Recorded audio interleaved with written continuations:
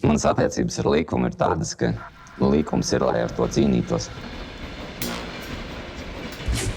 Tev nav jābūt baigi radošam, lai darītu visu pēc likuma panta. Bet, lai tu izdomātu, kā pārkāpt likumu un netiktu sodīts, tad tā jau ir augsta pilotāža.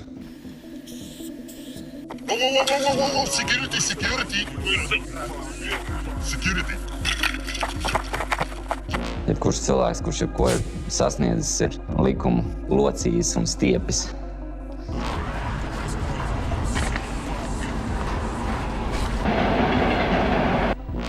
Pārkāpt likumu vispār ir viena no radošākajām aktivitātēm, kāda var būt. Es domāju, daudz kriminālu pasaulē cilvēki ir daudz lielāki mākslinieki.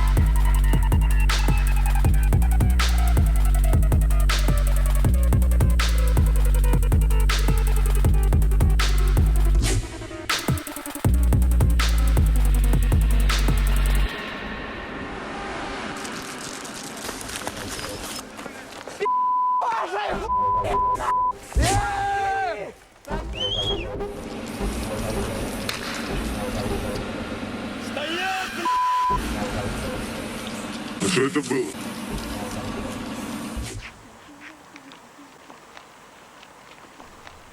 Ok, nu tad sāksim ar to. Stādies priekšā ar savu alter ego. YNK TDV. Mani sauc Tek, esmu no TDV. Es rakstu Fāro TDV. Pseidonīms ir Drūs, Drūs 1, Drūz. Un kaut kā tā, jā. Sveiki, Bops. Jā, labdien.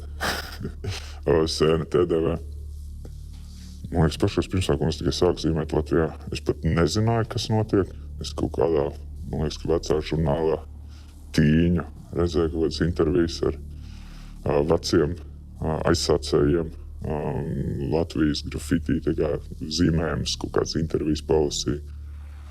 Bet tas aspekts, ko tieši viņi stāsta par sevi, nebija tik saistoši kā vairāk. Tā pati ideja, ka tu vari izvēlēties, kur tu zīmē, ko tu zīmē, un tev īsti arī apstādināt neviens nevar. Un tā ir kaut kāda mēroga brīvība. Zini, tev piedzimstot kārtības noteikumi uz šīs planētas. Bet tev jau neviens pa lielam neprasa tavas domas, tev vienkārši jāiekļaujas un jādara tas, kas ir sabiedrībai pieņemts. Un tas bija kaut kāds atkal vairāk protests vai kāds, bet tā brīvība, tava paša izvēles brīvība, ko tu dari, kur tu dari. Un tas, ka tev ir pēc tam arī iespējams jāatbild par to, ko tu esi darījis un kur. Nu, ja mēs meklējam jēgu tajos burtos, katrs pats priekš sevis var rast kaut kādu ideju par to vai jēgu, bet priekš manis tas ir tāda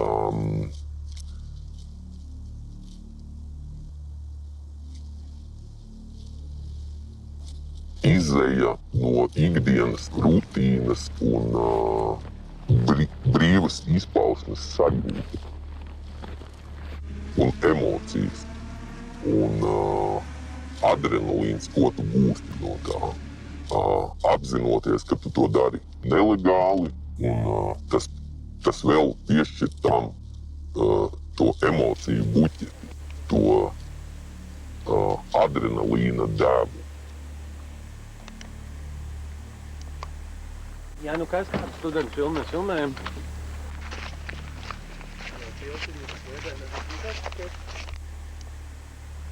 Rīgā mēs bijām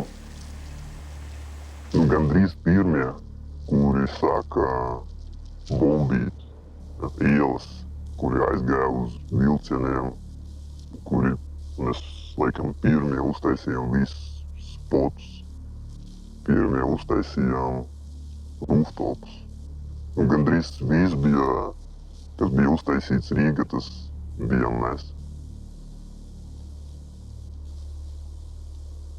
Kā tas bija tajā laikā būt pirmajiem, ka nekas vēl nav? Pirms tam viss durvis vaļā, viss ir iespējams. Tieši tā, ka bija reti, kad tu varēji, kaut tāgu atrast Rīgā. Kad tieši tas viss sākās. Mēs šodien pastaigājam pa Lainu, tagad tur nav brīvas vietas. Kad mēs sākām, tur vispār nebija nekā. Un mēs izgājām kopā caur tādām lietām. Un joprojām esam kopā. Un turēties kopā 20 gadus, tas jau ir cipars.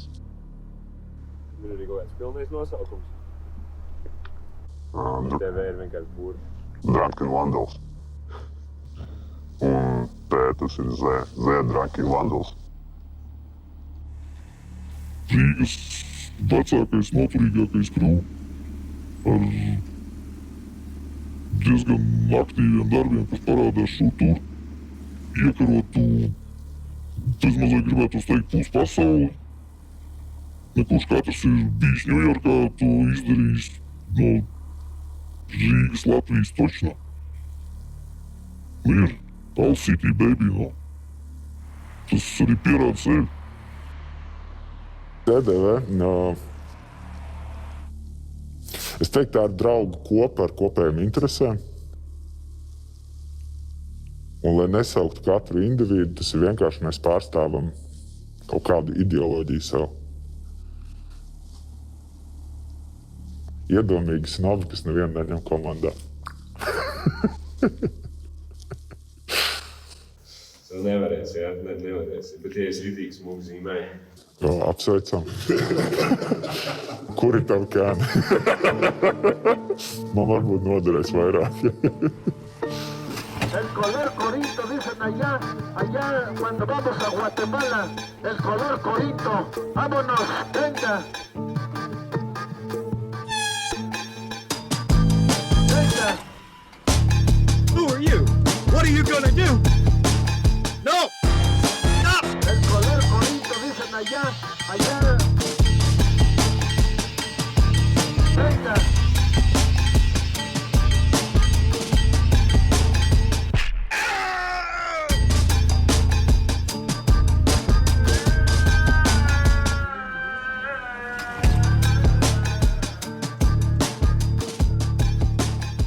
Kas ir tas, kas tev bitīgi iesmēja šajā visā procesā? Vai tas ir tas artistika aspekts, vai tas vandālisms tev atkal nenormāli paķer? Kas ir tā tava motivācija? Kāpēc?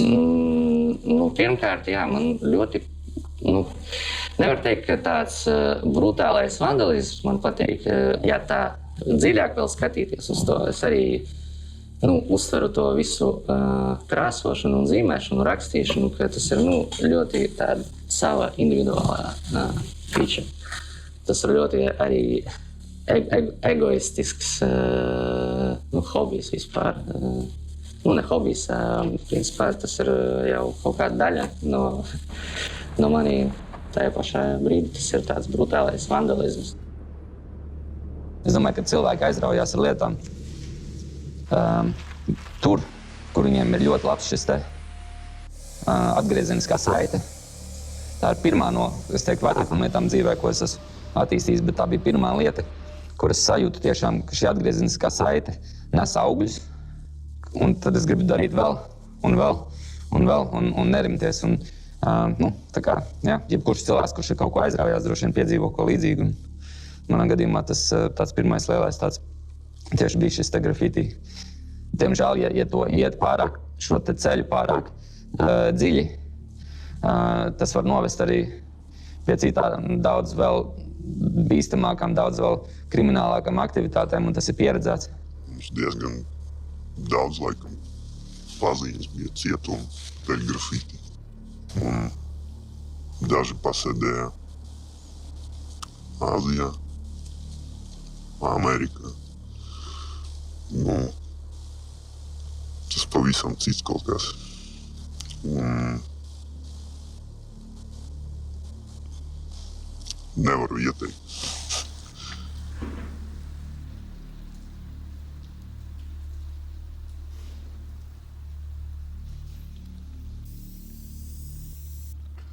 Sabiedrība uzskata, ka mēs esam varbūt mazi bērni, bet viņi būtu īstenībā pārsteigti uzzināt, ka mēs esam tie paši viņu paziņas vai draugi, un viņi vienkārši nenojauš, ar ko mēs nodarbojamies.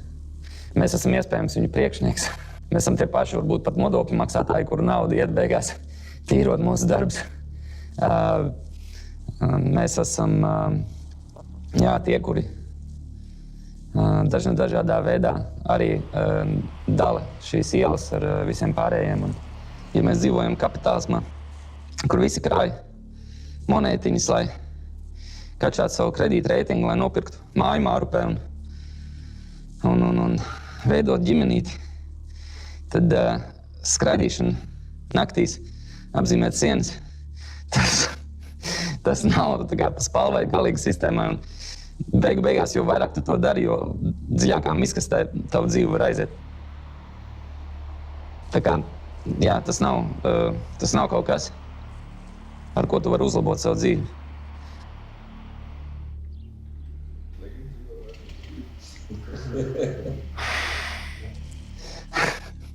Baigi neinteresanti. Katrs pats lemj, ar ko viņš sevi grib iznīcināt, ja reiz viņš grib sevi savu dzīvi sabojāt vai pasliktināt, jā, bet man ir absolūti nospļauties, vai kāds to uzskata vai neuzskata par mākslu un kādā kategorijā to ieliek. Es nereklamējos un nezīmējos arī, un vārdu savu es neslēpju, bet kas mani zina, tie zina, jā, bet identitāti es diezgan paturu privāti. Kaut kā man vienkāršāk ar to ir, principā, manā parastajā dzīvē vispār neviens pat baigi daudz nezināja, ar ko es nodarbojos kaut kad sen vai tagad. Viņi vispār, nav nekāds. Tāpēc, man kaut kā arī nevajag to nekādu slavenību, statusu. Man diezgan, normāli es par to neuztraucos. Negribētos, priekš kā man. Katrs ar pirkstu rāda. Tad personības dubultošanos vai arī personības slēpšana ir viens stāsts. Iepazinos un sagājām kopā tikai ar vienu sievieti, un man liekas, mēs bijām kopā jau kaut kādus mēnešus. 3 tiešām mēs jau bijām. Es atceros, mēs sēžam pie manis un uz galda mātājs priekšā man maks. Un viņi kaut ko runājoties, es gara laika paņem virkni maku un kaut ko tur vēl kartes ārā. Un tāda pēkšņi, kam tas maks ir? Es tev manējās maks. Pagaidi. Kas tas pa vārdu virsū? Un tad, pagaidi, man liekas, kad ir notikusi maza problēma. Es tev neesmu pateicis. Es ar tevi laikam oficiāli neesmu iepazinies. Iepazīstoties mani apkārt draugi un tam līdzīgi sauc mani pavisam citā vārdā. Un, manā skatījumā man galvenais uzdevums ir zināt, kā man uzrunā tā draugu grupa. Nav svarīgi, vai tas ir mans vārds vai nav mans vārds. Galvenais, lai mēs saprotamies. Uz ko viņi arī ļoti atbildēja konkrēti, ka tas nav kā arī ļoti ikdienišķi, ka tev ir jāpārjautā cilvēkam vārds, vai tas ir viņa patiesais vārds, vai arī kāds tavs īstais vārds. Es teiktu, ka ja vairāk tu taisi, tad mazāk tu publicē. Jo ir tāda lieta, ka ja tu daudz ceļo un tu visu publicē, tev diezgan ērti un viegli atrast. Mums bija tādas situācijas, kā piemēram mēs kontrolējam vietas, pēkšņi daži jaunieši tur atbrauc bez atļaujas, zīmē, un pēc tam tu brauc uz turieni pats. un tur ir apsardz vai ments tevi gaida. Tas ir sliktākais. Laikam arī nestučīt, jo ar to arī bija sliktie gadi viņi. Tev var noņemt krānu, tevi var sagaidīt, tevi atradīs, tevi atsitīs. Un tas notiek visnegaidītākajos momentos. Rīga ir mikro tāds ļoti maza vieta, kur viens otru pazīst. Un, teiksim, ja kāds domā, ka viņu neatradīs, labi gribot, jebkuru var atrast. Un tas tā arī visbiežāk notiek. Atdod tenis. Jā, nu sapratu. Manī nav šī vēlme kādu atlaupīt vai likt justies kādam sliktāk dēļ tā, ka viņš zīmē burtus. Tas ir. Manī nekad nav bijusi šī vēlme. Nu, ir komandā, kas tā darīja. Tā ir viņu izvēle un viņu redzējums. Jā. Agresīvi uzdzen, piemēram, ja kāds kuram ir maz spoti pilsētā, izdomā iet pāri mums. Ja man nav spoti, kuros tevi sis ciet, tad iespējams es sitīšu tevi ciet, sitot tev pa seju. Dažreiz cilvēkus, viņus jāpārmāc, viņi nesaprot savādāk. Cieni to, kurš ir zīmējis ilgāk, cieni to, kurš zīmē labāk. Nesūdzies, ja tev pārzīmē pāri cilvēks, kurš ir zīmējis 10 reizes ilgāk nekā tu un dara to 10 reizes labāk. Savukārt, ja tu tādam cilvēkam pārzīmē pāri, tad rēķinies, dabūs pa purnu. Ir arī tik palūgt, lai paši sev to savu izdara, lai mums to jādara. Palūdz, viņš saprot, labāk, lai viņš pats sev sit, nekā mēs viņu sitām. Sākam, vien! Ilgi, viens! Divi! Davai vēl, 3, jau tas neizskats pēc sitiena. 4, 5. Man liekas, cilvēki, kas man pazīst ārpus šīs nodarbes, noteikti neraksturot mani kā agresīvu vai kaut kādā veidā nedraudzīgu cilvēku. Savukārt, viss, ko es daru grafitī un ar šo ego, man ļauj būt labākam cilvēkam īstajā dzīvē. Es varu izlikt savu ego šeit, lai man var ego būt mazāks īstajā dzīvē. Man nav jābūt īstajā dzīvē, es varu būt grafitī. Es vienmēr esmu vairāk vai mazāk zīmējis, kuras es gribējis un darījis, ko es esmu gribējis, kopā vai bez komandas. Bet es esmu vienmēr reiķinājis, ka var būt atbildēšana varas iestādēm vai arī tam, kam es esmu gājis pāri. Līdz ar ko, man kaut kad bijis tāda arī interesanta saruna, ka man vecajos laikos, kad mēs mēdzām atņemt krāsu cilvēkiem, kas tika pamanīti uz ielas kaut kur zīmējumu. Mēs vienkārši gājām brutāli ņēma nost krāsu. Un es jauniešiem arī teicu to, ka, ja es esmu spējīgs tevi ieraudzīt, pamanīt un identificēt, ar ko tu nodarbojies, uzskat, ka es tev pakalpojumu izrādu. Precīzāk, tev krāsu savācu es, nevis tu aizbrauc ar policiju kopā. Kaut kad vēlāk man uzdeva arī draugs jautājumu, ko tu darīt, ja tev atņemtu krāsu, tā kā tu justos. Man bija, smejoties, vienīgais, ko var atbildēt, ir, es vēlu veiksmi atņemt to krāsu man, jo es neizskatu to kā opciju.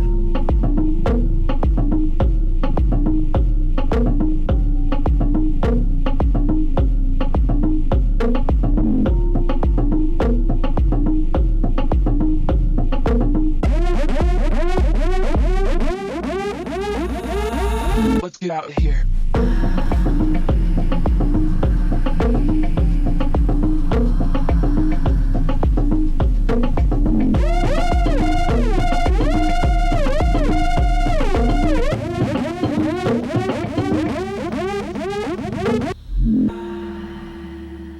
Kāda ir tā tava dzenošās priekšmotivācija? To visu turpināt darīt visus tos daudzos gadus.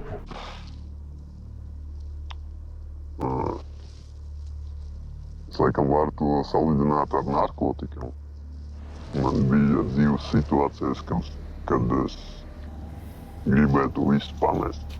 Es nezināju, laikam, kādus 3 mēnešus. Pēc tam es atkal visu sāku no jauna. Es neteikšu, kur, bet, kad man noķer, es bišķiņ pasēdēju. Un tajā brīdī es sev pateicu, vairs nekad es to mūžu nedarīšu. Most funny story in my graffiti life. Tas bija diezgan tālu no Latvijas. Un pēkšņi ne no kurienes parādījās apsargs. Un apsargs uzreiz mani izumīja. Un saka, nereāls īsti. Un es saku, bļaut, ka esmu turists, angliski. Un viņš saka, jautājot, no kurienes es esmu. Es teicu, no Latvijas. Un viņš saka, sīst man pat stiprāk. Un viņš saka, runāt latviski. Tu vispār ko tu šeit dari? Un izrādās, ka tas bija apsargs no Rīgas. Un viņš saka, bļaut, kāpēc es netaisu vilcienus Jūrmalā. Bet es cerēju, ka tā bija mana iespēja tikt ārā. Man bija līdz 2 kameras, es viņam piedāvāju. Bet viņš bija pat lepns, ka viņš noķēris latvieti ārzemēs un nodeva man mentiem. Ilgu laiku sēdēji? Paveicās, ka ne, bet varēja aiziet uz gadu. Kad es atgriezos Latvijā, nākamajā naktī es jau biju Kaņiečka taisīja ar draugu no ārzemēm. Ja tu esi jauks cilvēks, kurš grib gludu dzīvi, labāk ar šo sūdu nenodarboties. Grafiti nekādā ziņā nav kaut kas stilīgs vai veids, kā kļūt krutam, es domāju. Pirmkārt, ja tu tiešām nodarbojies ar grafiti, tu nevienam nesaki, ka tu ar to nodarbojies, līdz ar ko atkrīt vispār tas, ka kāds zina, ka tu esi kruts.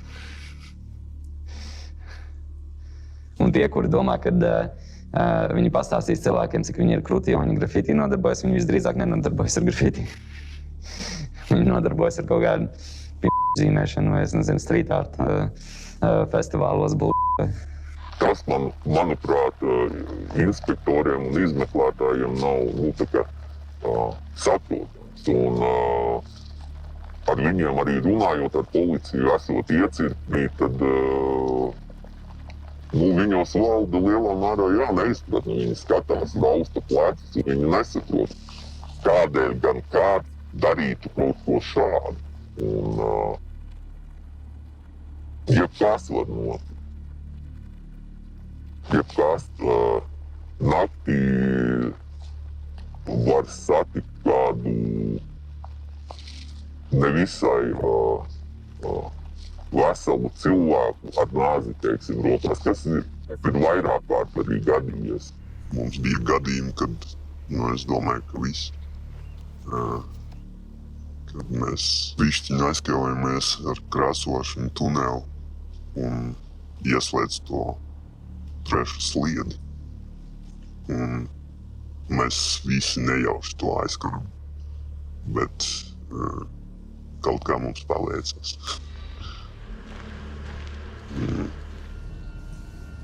Mēs ar komandu esam smējušies un arī identificējuši to, ka normāla dzīve sākās tādā posmā, kad tu sāc bremzēt mazliet to zīmēšanu.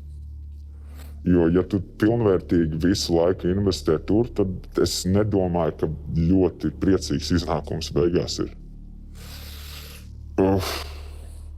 Jā, ja to visu asociē ar hip-hopu, ja tas būtu viens no elementiem, tad šis ir vienīgais elements, kur, ja tu it kā skaities patiesi, tu visticamāk ņemsi nelabu galvu. Un ar patiesu mēs domājam, jā, tu lieto, tu atpūties, tu kaujies, tu dabūni pa galvu, tu riskē, tevi soda, tevi ieliek, iesēdina. Jo tu paliec labāks un vairāk redzams uz ielas, jo tu lielāks sev taisi. Tā ka labāk nemaz nesās. Labāk nezīmēt ir. Ieteikums no sirds. Izsver visas prioritātes. Bet uz ielas ir citi riski un ir citas atbildības.